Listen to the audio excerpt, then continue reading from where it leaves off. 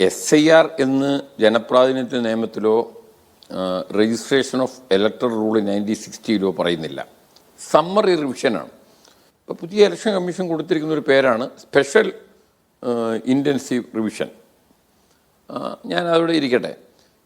ഏത് രീതിയിൽ vote register ചെയ്യുന്നതിനും വോട്ട് അനധികൃതമായി ചേർത്തത് ഡിലീറ്റ് ചെയ്യുന്നതിനും ബാധകമായ അടിസ്ഥാന നിയമം എന്ന് പറയുന്നത് 1950 ജനപ്രാതിനിധ്യ നിയമവും 1960 രജിസ്ട്രേഷൻ ഓഫ് ഇലക്ടറൽ റൂളുമാണ്. അപ്പോൾ രാഹുൽ ഗാന്ധി പറഞ്ഞ ഒരു പ്രശ്നം ആദ്യം തന്നെ മഹാദേവപുരത്തെ സംഭവങ്ങളാണ്. ഇലക്ഷൻ കമ്മീഷൻ്റെ ക്രെഡിബിലിറ്റിയാണ് ഇവിടെ ചോദ്യം ചെയ്യപ്പെട്ടിരിക്കുന്നത്. മഹാദേവപുരം കോൺസ്റ്റിറ്റ്യുവൻസിയിലെ 1,250,000 വോട്ടാണ് വ്യാജമായി കടന്നുകൂടിയത്. എന്താണ് ഇരട്ട വോട്ട്? 11,965 ഇരട്ട വോട്ടുകളാണ്. വ്യാജ വോട്ട് 40,000 ഇല്ലാത്ത ആളുകളെ വോട്ട് പല സ്ഥലത്ത്, തൃശ്ശൂർ ഒക്കെ ചേർത്ത മാതിരി. പിന്നെ ഒരേ വിലാസത്തിൽ 10,452 വോട്ട് ഒരേ വിലാസത്തിൽ. പിന്നെ ഫോട്ടോ ഇല്ലാത്ത ഒരു 4,132 ഫോട്ടോ ഇല്ലാത്ത, ഫോട്ടോ ഐഡൻറ്റിറ്റി ഇല്ലാത്ത. പിന്നെ ഫോറം 6 ദുരുപയോഗം ചെയ്ത്. അപ്പം സാധാരണഗതിയിൽ ഇങ്ങനെ വ്യാജമായി വോട്ട് ചേർക്കുക എന്ന് പറയുന്നത് ഈ ഫോം 6 ഫോം 7 ജനപ്രാതിനിധ്യ നിയമം, അതിൻ്റെ നിയമം അതാണ്. ജനപ്രാതിനിധ്യ നിയമത്തിൽ വളരെ വ്യക്തമായി പറയുന്നതാണ് 1950 ഈ ഫോം 6ലും 7ലും പ്രത്യേകം പറയുന്നുണ്ട്, ഒരാൾ കള്ളത്തരത്തിലാണ് വോട്ട് ചേർത്തിട്ടുണ്ടെങ്കിൽ അതിലൊരു ഡിക്ലറേഷൻ കൊടുക്കണം. ഞാൻ ഇന്ന സ്ഥലത്താണ്, ആ സ്ഥലത്തായിരിക്കില്ല അയാൾ താമസിക്കുന്നത്, അയാളെ പ്രോസിക്യൂട്ട് ചെയ്യണം. അപ്പോൾ ഈ 1,00,000 ചില്ലാണ് വോട്ട് മഹാദേവപുരത്ത് കള്ളത്തരത്തിൽ ചേർത്തെന്ന് രാഹുൽ ഗാന്ധി പറഞ്ഞപ്പോൾ തെരഞ്ഞെടുപ്പ് കമ്മീഷൻ്റെ പ്രതികരണം എന്താണെന്നറിയോ? എഫിഡവിറ്റ് തരണമെന്ന്. ഏത് നിയമപ്രകാരമാണ് തെരഞ്ഞെടുപ്പ് കമ്മീഷൻ ഈ എഫിഡവിറ്റ് എന്ന് പറയുന്നത്? ഇനി ബീഹാർ എടുക്കാം. ബീഹാറിൽ 54 എൻ്റെ ബഹുമാന്യ സുഹൃത്താണ്, 64 ലക്ഷം വോട്ടുകളാണ് അവിടുന്ന് ഡിലീറ്റ് ചെയ്തത്. അതിൽ 61 ലക്ഷം ആളുകൾ മരിച്ചു, നാട്ടിലില്ല എന്ന് പറഞ്ഞിട്ടാണ്. ഇലക്ഷൻ കമ്മീഷൻ ഒരാളെ വോട്ടർ പട്ടികയിൽ നിന്ന് നീക്കം ചെയ്യുമ്പോൾ സെക്ഷൻ 22 ജനപ്രാതിനിധ്യ നിയമം അനുസരിച്ച് അവരെ അറിയിക്കണം. അവരെ അറിയിച്ചിട്ടില്ല. അതുകൊണ്ടാണല്ലോ മരിച്ച യാദവ് നേരെ സുപ്രീം കോടതിയിൽ പോയി പറഞ്ഞു, ഞാൻ ജീവിച്ചിരിക്കുന്നുണ്ട്, എന്നെ മരിച്ചാളെ ലിസ്റ്റിൽ ഉൾപ്പെടുത്തിയിരിക്കുന്നു. അപ്പോൾ ഈ ഇലക്ഷൻ കമ്മീഷൻ ഇപ്പോൾ വളരെ പ്രധാനമായി ഈ IT മെക്കാനിസം ഉപയോഗിച്ച്, സോഫിസ്റ്റിക്കേറ്റഡ് ഒരു സോഫ്റ്റ്വെയർ ഉപയോഗിച്ച് വ്യാപകമായി ആളുകളെ പേരുകൾ ഡിലീറ്റ് ചെയ്യുന്നു. ഇപ്പോൾ കർണാടകത്തിലെ നിയോജകമണ്ഡലത്തിൽ പുലർച്ചെ 4 മണിക്കാണ് ഒരാളെ പേര് ഡിലീറ്റ് ചെയ്യാൻ വേണ്ടി അപേക്ഷ കൊടുത്തിരിക്കുന്നത്. 16 സെക്കൻഡിലാണ് ഒരു വോട്ട്. ആ ഡിലീറ്റ് ചെയ്യാൻ വേണ്ടി അപേക്ഷ കൊടുത്തിരിക്കുന്ന ആളെല്ലാം ഫോം 6 കൊടുക്കണം. അത് ഓൺലൈൻ ആയിട്ടാണെങ്കിലോ മാനുവൽ ആയിട്ടാണെങ്കിലോ ഫോം 6 കൊടുത്താലേ ഡിലീറ്റ് ചെയ്യാൻ പറ്റുകയുള്ളൂ. ഇലക്ഷൻ കമ്മീഷൻ ഇപ്പം പറയുന്ന SIRൽ അവർ വ്യക്തമായി പറഞ്ഞിരിക്കണ്ടേ, ഇതിൽ നിന്ന് ഡിലീറ്റ് ചെയ്യുമ്പോൾ ഫോം 7 അനുസരിച്ചിട്ടുള്ള നടപടിക്രമങ്ങൾക്ക് വ്യാജമായി വോട്ട് ചേർത്തിരിക്കുന്ന ആളുകൾ അവർ 6 കൊടുത്തിരിക്കുന്ന അവസരത്തിൽ പറഞ്ഞിരിക്കുന്ന വിവരങ്ങളെല്ലാം കളവാണ്. അവരെ പ്രോസിക്യൂട്ട് ചെയ്യണം. തെരഞ്ഞെടുപ്പ് കമ്മീഷൻ, ഞാൻ ഇന്ന് ഓർമ്മിക്കുന്നു, 2021 അസംബ്ലി ഇലക്ഷനോടനുബന്ധിച്ച് അന്നത്തെ പ്രതിപക്ഷ നേതാവ് ശ്രീ രമേശ് ചെന്നിത്തലയ്ക്ക് വേണ്ടി ഞാൻ ഹൈക്കോടതിയിൽ ഒരു റിട്ട് പെറ്റീഷൻ കൊടുത്തു. വോട്ടേഴ്സ് ലിസ്റ്റിൽ ചേർത്തിരിക്കുന്ന ആളുകളുടെ 2 തല, ആ ജഡ്ജ്മെന്റിൽ തന്നെ അങ്ങനെയാണ്.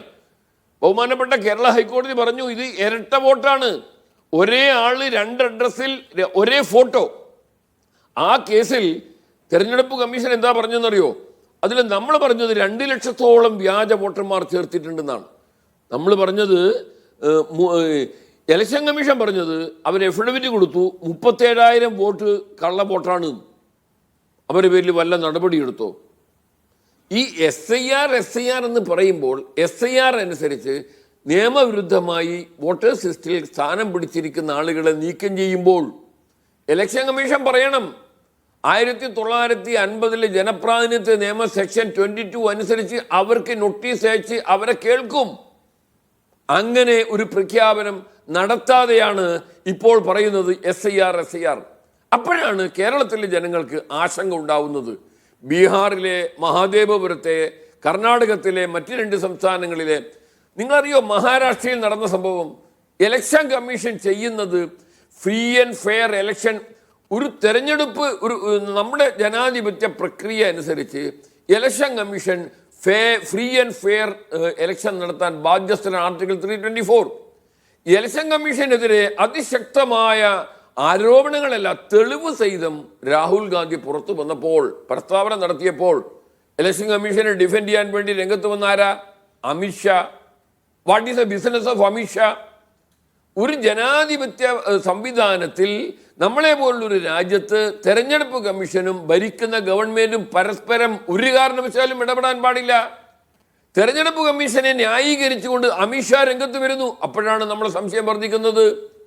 തെരഞ്ഞെടുപ്പ് കമ്മീഷൻ നടത്തിയിരിക്കുന്ന അതീവ ഗുരുതരമായ ക്രമക്കേടുകൾ, അവിടെയാണ് ശരിക്കും വേലിയാണ് വേള നിന്നത്.